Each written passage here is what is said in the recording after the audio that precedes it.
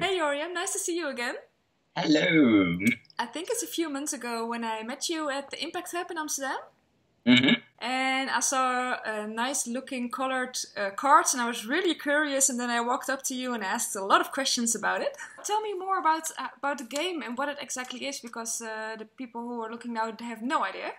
Sure. Let me tell you the little story that generated this game. I moved from Rio de Janeiro to Berlin. So what I started doing was a lot of online dating, and I was having the same date over and over again. It was the same questions, and I started to freak out, and I started not going to dates anymore. And I tried to put this desperation into some creative energy. Wow. So what I did was honestly catch a bunch of post-its and write some really weird questions, and little by little those questions and post-its became a card game. This is my latest prototype. The game is called Jori, and it's a game about questions. Each of those cards contains a question. And of course it came a long way and evolved from this very basic idea, but the core is to provoke conversations that are not the cliche conversations, to create a little extra connection between people. Right now what I have is 11 questions of each. The What is final the version. difference between the two piles? Oh yeah, I have the P pile, the W pile. The W are the weirdest, bizarrest questions I could think about. Questions like, you wake up and there's an enormous chicken-shaped balloon floating in your bedroom. How do you deal with this? A chicken what? Chicken-shaped balloon, like an enormous chicken balloon. Those are like really the weirdest questions I could think about. The questions that nobody ever asks you. And the other pile, the P pile, it's the profound, deep questions. Probably questions that you heard before, but it's never easy to answer them. Questions like, in 1 minute, describe what you used to be, but you're not anymore. Oh.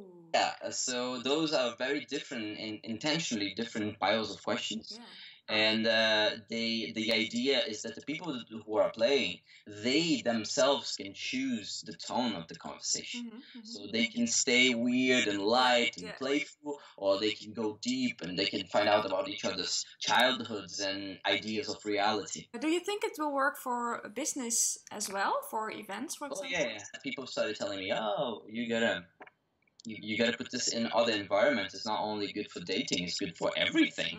I think creating a safe space is the number one key. So I think this game kind of creates naturally a safe space because it's a game and because it has like a playful look and all that. But safe spaces are really easy to create. All you need is one prepared sentence, yeah? Yeah. And you probably did a research about it. Aren't there other games like this for business? Yes, there are many games in this sort of the same vibe. If you would like to have a look, I would recommend the Confession game, which is a game from the School of Life. Yeah.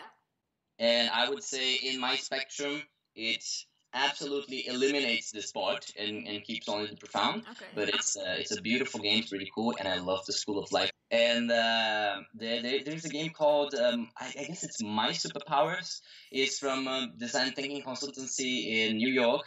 It's very different from Jori, from my game. But it's a game that tries to make team building in a more metaphorical way.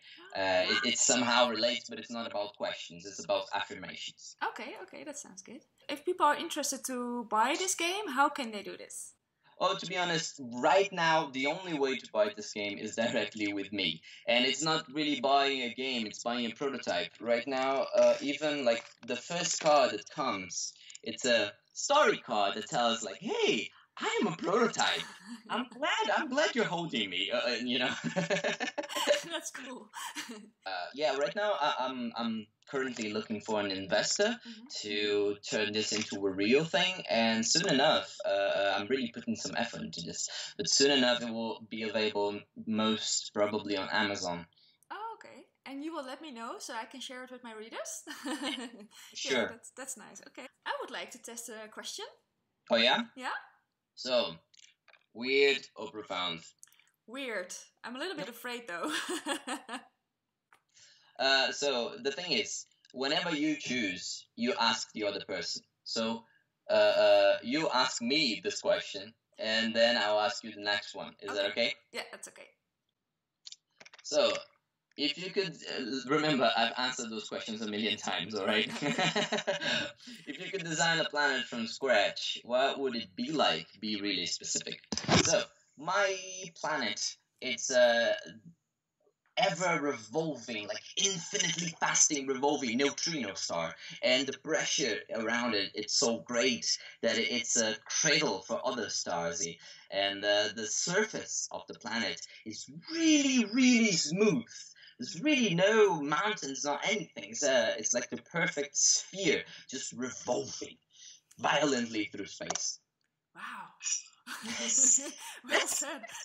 It's like a trailer for a movie or something.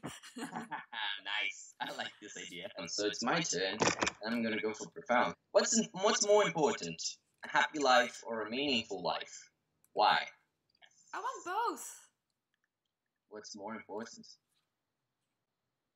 Oh, that's a hard one. All of them. Okay, let me think out loud. So I think happiness is really important, but only happiness without being meaningful.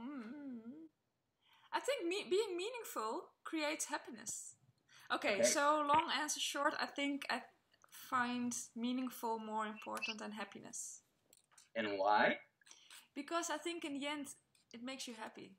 Okay, cool. Yeah, or at least satisfied or something. See, I'm learning about you. Yeah, that's true. Okay. When you play this game a lot, you end up like discovering secret patterns. So what you answer is much less important than how you answer.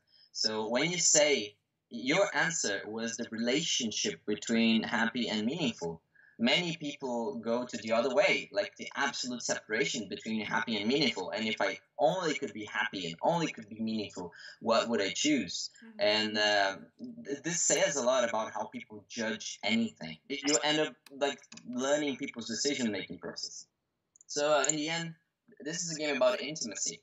This is what I found out, because at the beginning it was just like to unbore my dates or something. But in the end, it became a game about intimacy between anyone. Yeah. And that's really where I'm focusing my life right now. My professional life, my personal life, my family life.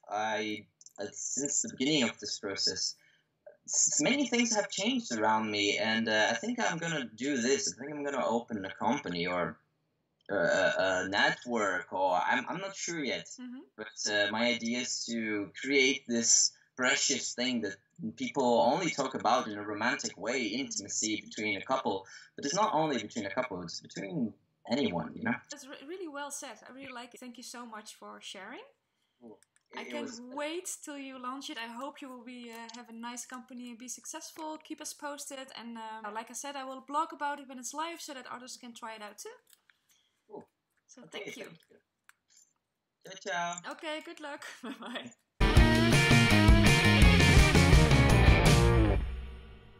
If there was a trailer for your life, what would it be like? I don't know.